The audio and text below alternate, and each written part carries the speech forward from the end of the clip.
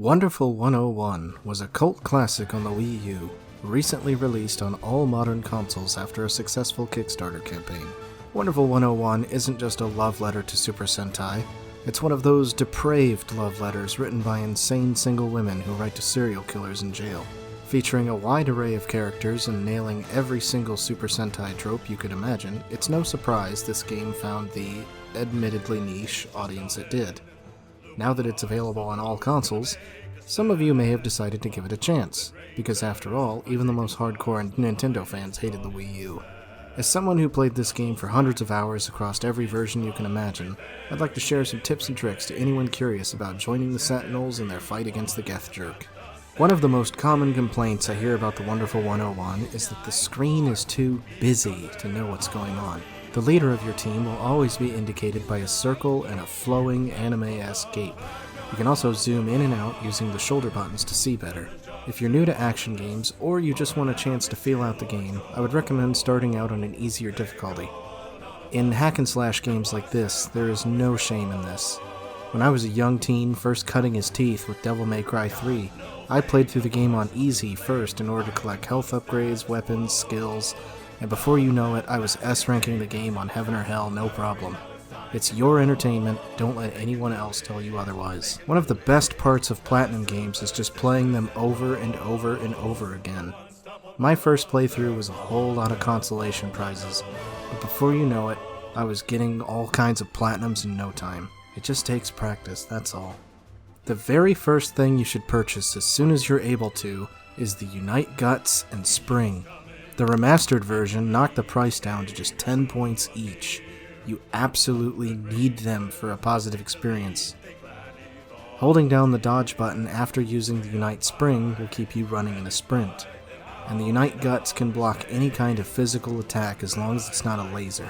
My absolute most recommended #1 purchase that I absolutely implore you to buy is the item that allows you to hold down the attack button to increase the size of your Unite Morph. Later Unite Morphs are complicated to draw, and it's just a huge help when it comes to leveling up your wonderful ones. I would also recommend purchasing at least one multi-Unite ability, because it'll allow you to have things like priming a time bomb for speedy enemies. As you play the game, you will level up your wonderful ones. Every time they rank up, they increase your overall rank, which can unlock health bonuses and slots for your equipment. They will also become slightly stronger, and while the game will make an attempt to put your actual proper leader, sometimes the game will have a brain fart and set whoever's available as the leader. This isn't always bad, as there are wonderful ones who are simply better than the main crew, such as the hammer user Wonder Santa being a better hammer user than Yellow, because he has the ability to move at full speed even with a full-size Unite Morph. This is also the same for the secret characters, who have an absolute, unquestioned improvement over the main characters. Now it's time for some combat basics. Using formation attacks is a good way to slow down your enemies, but don't spam them or else enemies will get a temporary invincible power boost. There are items that allow you to charge a max power formation attack, but I wouldn't recommend it until a New Game Plus when you have money to burn. There will be some situations where you'll be playing as a single Wonderful One, similar to the opening scene where you play as Wonder Red before the other Wonderful Ones show up. When this happens, the formation attack button becomes your new attack button, while the Unite Morph button allows you to crack off a much more powerful hit at the expense of eating up Unite energy. Sometimes, you see a Wonderful One smirk in the corner of the screen. When this happens, switch to that Wonderful One and stand still. The game never explains this to you, but this is how the counter works. Another tip is to pay attention to the color of the ring when your enemies teleport in. If you kill the enemy using that color Unite Morph, they'll drop a weapon for you. Lastly, the larger your Unite Morph, the stronger it will be. However, if you break your morph, you risk losing more wonderful ones. Think of it as risk-reward. Your current leader will have a flaming aura as long as your large morph is still ready, so try to stir your wonderful ones back to life as quick as you can by running over them. Unite Hand is your bread and butter, the morph you'll be using the most. Unite Hand is immune to fire, so anytime you see any kind of fire attack, the ground or environment is on fire, etc., I would recommend switching to Unite Hand. Unite Hand is perfect for heavy hits on a singular enemy, and with a full-size Unite Morph you can absolutely clobber most enemies within seconds. As you collect more Unite Morphs, sometimes trying to make a hand can be more difficult. A straight line is your Unite Sword. and the other morph you'll be using the most. Sword can phase through enemies as long as they aren't blocking, perfect for taking out crowds of enemies. However, unlike Unite Hand, it won't slow enemies down, so use at your own risk. It's also the easiest way to sneak in a few extra attacks with a multi-Unite attack. The Unite Sword can also deflect all beams, so remember that. Unite Gun is the secret hero of this game for quick damage. Unlike ranking up your other wonderful ones, you need to have more higher ranked gun users in order to unlock higher tiers of gun morphs. The first level morph is a simple pistol, and all wonderful ones shot at enemies will have the same effect of using a formation attack. The next level is the Super Scope, which fires 3 people at a time but takes longer to load. The final rank is a rolling missile tank, which can fire somewhere between 20 and 25 of your wonderful ones, and deals massive damage. The Unite Launcher is so good, it gets its own morph shortcut. On repeat playthroughs, Launcher can absolutely destroy most mid-bosses. Unite Whip is good for targeted attacks, but to be honest, I only used it on spiked enemies. If you want to keep your distance from enemies, a fully powered Unite Whip can do some decent damage, and you can also use it to pick up spiked bombs, but that's honestly a better thing for Unite Gun to do. Unite Hammer is one of the more difficult morphs to draw, because the game always wants to interpret it as either whip or claw most of the time. Unite Hammer allows you to shield yourself overhead from falling debris, sink into bodies of water, and fight enemies that have reflective black armor. The larger the hammer, the heavier and slower the hit. Combined with the treasure sensor, a full-size Unite Hammer can act as a screen-clearing blast when it comes to item hunting. Unite Claw is essentially Berserker Barrage from Marvel vs. Capcom, but with ice. I occasionally use Unite Claw on crowds of enemies, but to be honest, Hand and Sword just works so much better. Claw will always be a backburner morph you'll need to remember in order to rip off armor. Unite Bomb is a morph I fully admit I only use with multi-Unite. Towards the end of the game, there will be a few platforming sections where you need to slow down time using Unite Bomb, as well as a handful of enemies that teleport around in an irritating fashion and need a Unite Bomb to slow down. Again, I would recommend keeping a bomb primed using multi-Unite and crack it off when you need to use it. And that's it!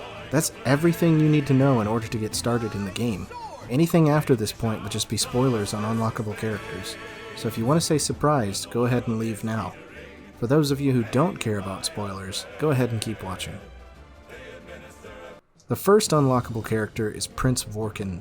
He uses the Unify Boomerang, which is drawn with a line, pause, and then draw another line at a 90-degree angle. The boomerang is essentially a combination of sword and claw, allowing for multiple hits that phase through enemies.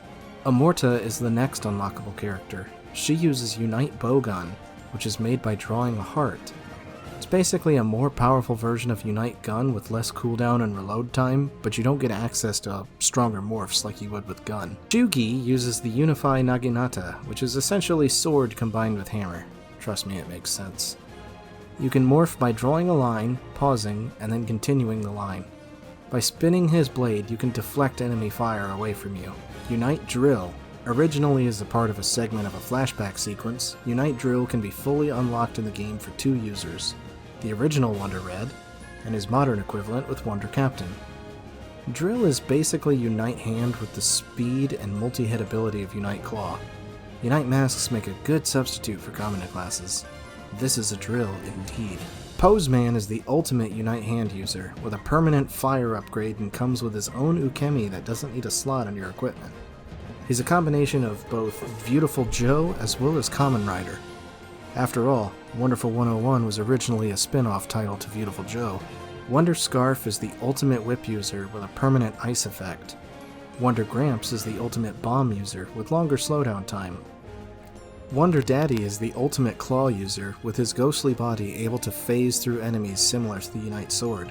Young Wonder Red, as in Wonder Future, is the most pathetic hand user, never able to increase his fist larger than the standard 10-person Unite morph, but he can shoot 2 fireballs at once. Hideki Kamiya himself is an unlockable character as Wonder Director. He, along with Luca, are the only Unite Goggles users. He fires weaker beams, unable to morph into larger morphs, however they have much more power. The final unlockable characters are the Bayonetta crew, unlocked by clearing the hardest of the hard achievements. Bayonetta herself requires you to do every achievement in the game, which also includes beating the game on the hardest difficulty, platinuming every single level. It's quite a feat. Jean is the best sword user who has a permanent electrical aura. Rodin is the best hammer user, able to do a 3-hit combo instead of a single swing. Bayonetta herself is the ultimate gun user. However, unlike other Unite gun users, she can't use the Super Scope or the launcher. However, she forms 4 guns for her single morph. Because it's Bayonetta, of course she does. Unite Big is the closest you'll get to be able to use Unite Platinum from the final boss, in which Platinum Robo increased her size with a Unite morph in order to do battle with Draginga's Planet Destruction form. By finding all 100 Wonderful Ones, not unlockable characters, and increasing their ranks to max level, you can form a full-sized character with a full moveset similar to your standard Platinum game. This only works with the original user, such as Red, Blue, and with Bayonetta. It works only as long as you have Unite Cage, but that shouldn't matter because you should have the unlimited energy from beating the game in Wonderful 101 mode, so basically you can play a quote-unquote regular Platinum game at this point. Hopefully, this gives you all the information you need to get out there and unite up. If you like my videos and would like to drop a buck in the tip jar, I have a Ko-fi account. All of my videos and streams are for me to help make money towards my dog's medical bills. Consider liking, subscribing, and sharing if you enjoy these. And as always, I'm open to constructive criticism in the comments below. I'm also currently doing a playthrough of Wonderful 101 right now if you'd like to play along with me in one of my favorite games. I hope you enjoyed this sketchbook style of this video. This is what I interpreted for the original Mega Man video. I don't know if you noticed. Just let me know if you want me to change anything for the future.